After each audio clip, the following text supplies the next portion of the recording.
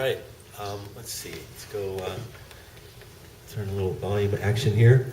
Okay, so I'm up next, and before I give my shout out, I'd like to give a shout out. I'm Jonathan, the fifth, and I really wanted to give a shout out to David and my wife Jean, because it's their mom that bought the condo unit on the 10th floor. And because of that, it eventually flowed to Olive and Bill. And it was really, I mean, we're all here in this room, kind of with thanks to Katie and then David and Jean. So just wanted to give them a little bit of a recognition there. So as I said, I don't have this memorized, so I'm going to have to read it, but it's not very long. So as I said, I am Jonathan, the number 5th son of Olive and Bill, and my dad would often tell me as of late, he said, you're my favorite, but don't tell the other kids. That's all I have. Wait, he told me that. Okay, so my dad taught me many things over the years. He taught me how to listen to heavy metal music, how to avoid confession at the local church, and how to grow pot plants in the 3rd floor rain gutter. But no, just kidding. Seriously. We did all that, though. Seriously, though. He taught me when I was quite small, maybe 10 or less. He taught me how to use power tools and hand tools in his workshop in the basement on Lincoln Boulevard. And he also taught me how to fix a flat tire on my bicycle. And he taught me how to glue broken stuff. And I got so good at gluing, I was christened the title of the Glue Meister. And even to this day, if you have something that's broken and can be fixed by gluing, I'm the man for the job. My fondest memories were of the many summers camping trips that he took us on in over half of the United States. We would go in all directions every year, different direction. And a lot of different campgrounds and national monuments, and there's a lot of good memories for that. And then also, of course, was the shack, also known as the Cottage and Cubic Acres, which he purchased from stock investment in Cubic Corporation. It had so many just memorable things, the swimming in the fishing pond, the bunkhouse, he had a worm pit, the fruit orchard, the organic garden, the ramjet pump, and a river that ran behind the 7 acres of property. My dad was a soft-spoken man who taught me to be patient, loving, and kind. And there are 2 thoughts that I'd like to leave you with today, and I'm sure that my dad would approve of. And the first one is, no matter where you go, you can never get rid of yourself. And number two, in a world where you can be anything, be kind. Thanks, Pop. I miss you a lot.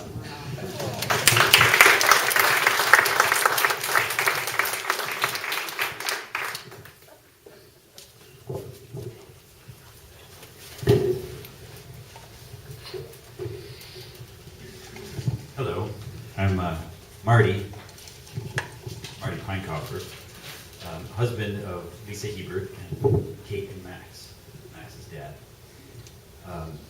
The family refers to me as Marty P, so I'm not confused with Marty H, Bro Marty. I just want to read a poem here from Ruth Ann Mahaffey. It's called The Letter from Heaven. To my dearest family, some things I'd like to say, but first of all to let you know that I arrived today. Or I arrived okay. I'm writing this from heaven. Here I dwell with God above. Here there's no more tears of sadness. Here is just eternal love. Please don't be unhappy just because I'm out of sight. Remember, I am with you every morning, noon, and night. That day I had to leave you, when my life on earth was through, God picked me up and hugged me and said, I welcome you. It's good to have you back again. You were missed while you were gone. As for your dearest family, they'll be here later on. I need you here badly. You're part of my plan. There's so much that we have to do to help our mortal man. God gave me a list of things he wished for me to do, and foremost on the list was to watch and care for you. And when you lie in bed at night, the day's chores put to flight, God and I are closest to you in the middle of the night.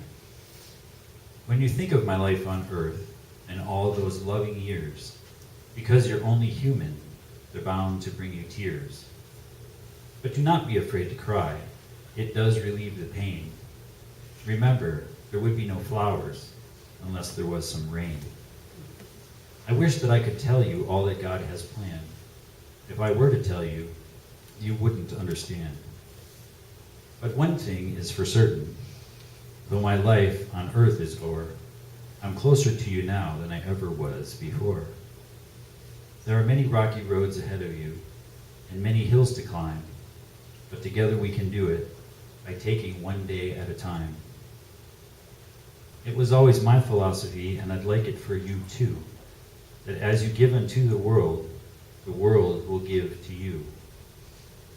And now I am contented that my life was worthwhile, knowing I passed along the way, I made somebody smile.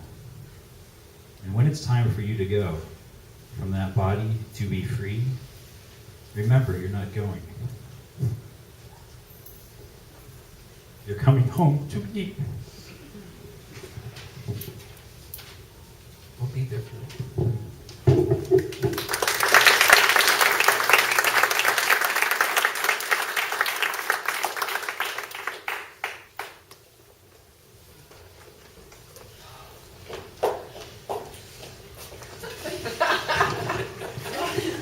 Hi everybody, I'm Kate. I am the only granddaughter, so okay. I'm going to sing a song today because I felt like that'd be good. Singing "In My Life" by the Beatles. Okay. There are places I'll remember all my life, though some have changed, some forever, not for better. Some have gone, and some remain. All these places have their moments with lovers and friends I still can recall. Some are dead and some are living. In my life, I love them all, but of all these friends and lovers, there is no one compares with you, and these memories lose their meaning when I think of love as something new. Though I know I'll never lose affection for people and things that went before, I know I'll often stop and think about them. In my life, I love you more. In my life, I love you more.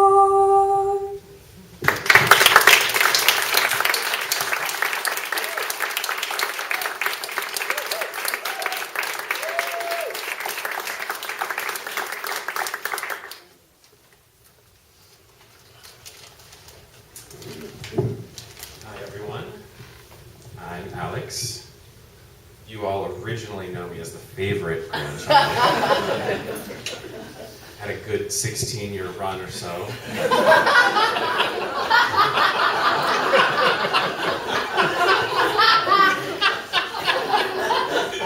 Then Kate came along.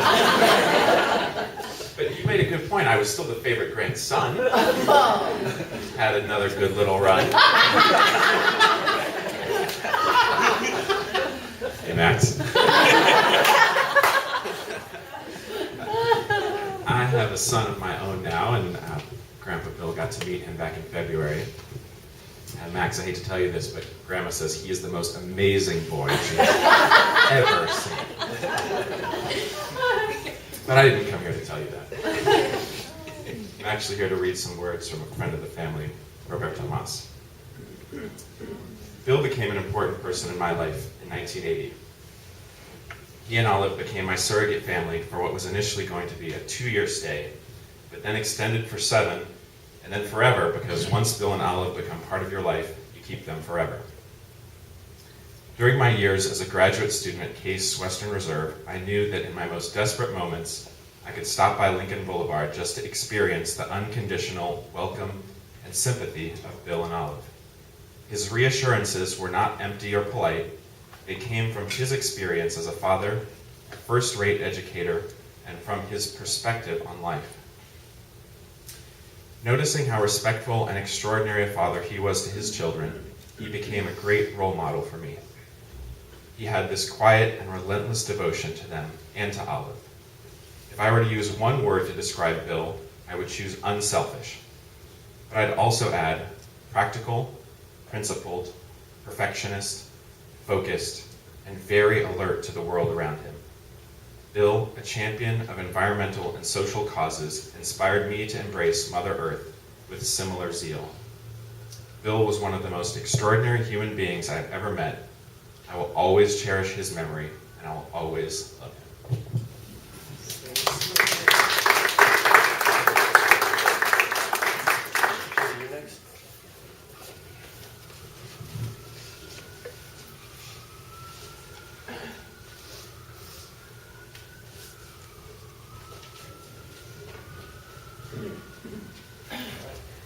Thanks, son.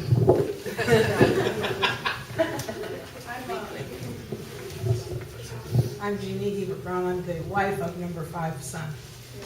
For the past few years, I've made what I like to call a gourmet Sunday dinner, including a decadent dessert, with Bill and Olive as permanent guests. We talk about the news, play the puzzle master. No one said the word love, but it filled the room. After the main course, I'd ask, who wants dessert? And Bill would always say yes before I could get the words out of my mouth. He wasn't verbally demonstrative, but he would kiss me goodbye and say, "Te amo," and this always made me feel so special.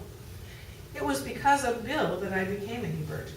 John didn't believe in marriage. He said it was just a piece of paper. The reason that John proposed was because at Christmas in 1983, Bill sat down with John and said, "I can play at your wedding this weekend or that one. Which do you want?" And that is why our wedding anniversary is September 15th. Te amo, Bill. Thank you for making me part of your family. I'm very happy to be a Hebert. Or is it an A-Bear? And for those of you who had the chance to see, in the back there is a picture of Bill and Michelle and an empty harp at our wedding because they provided the music.